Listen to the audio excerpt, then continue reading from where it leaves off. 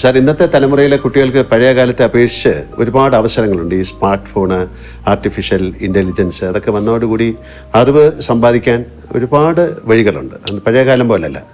എങ്കിലും പുതിയ തലമുറ നേരിടുന്ന ഭയങ്കരമായ സമ്മർദ്ദങ്ങളുണ്ട്. ആ സമ്മർദ്ദങ്ങൾ വലുതാണ്.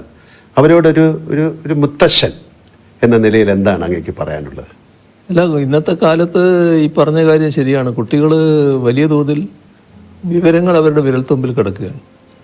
ഒന്ന്, കുട്ടി എന്തെങ്കിലും കാര്യങ്ങൾ ചെയ്യാൻ തുടങ്ങുന്നതിന് മുൻപ് തന്നെ സാങ്കേതിക കാര്യങ്ങളാണ് ചെയ്തു തുടങ്ങുന്നത്. ഈ ഫോണും മറ്റും ആയിട്ട് ബന്ധപ്പെട്ടുള്ള കാര്യങ്ങൾ. അപ്പോൾ ഫോണും മറ്റും വെച്ചുകൊണ്ടുള്ള ഒരുപാട് അത്ഭുതങ്ങൾ കാണിക്കുന്നവരാണ് നമ്മുടെ കുട്ടികൾ.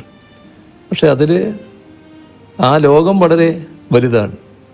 എന്നാൽ അതിനകത്തുള്ള ചതിക്കുഴികളുണ്ട്. ആ ചതിക്കുഴികൾ തിരിച്ചറിയാൻ പറ്റണം. അപ്പോൾ അതിന് ചിലപ്പോൾ ചെറിയ കുട്ടികൾക്ക് എല്ലാ വഴിയും തിരിഞ്ഞു എന്ന് വരില്ല. അപ്പോൾ ഒന്നും അച്ഛനമ്മമാരിൽ നിന്നും മറച്ചു വെക്കാതിരിക്കുക എന്നുള്ളതാണ് ഏറ്റവും പ്രധാനം. സ്വകാര്യമായിട്ട് ചെയ്യാതിരിക്കുക. താൻ കാണുന്നത് സ്വകാര്യമായിട്ട് കാണണം എന്ന നിർബന്ധമില്ലാതിരിക്കുക. അമ്മയോ അച്ഛനോ കാണുന്നതിന് ഒരു തടസ്സമില്ലാതിരിക്കുക. അങ്ങനെയൊരു നില വന്നാൽ കുട്ടിക്ക് തന്നെ എന്താണ് കാണാവുന്നത്, കാണാത്തത് എന്നതിനെ പറ്റിയൊരു ധാരണയുണ്ടാക്കാൻ ഇടയാകും.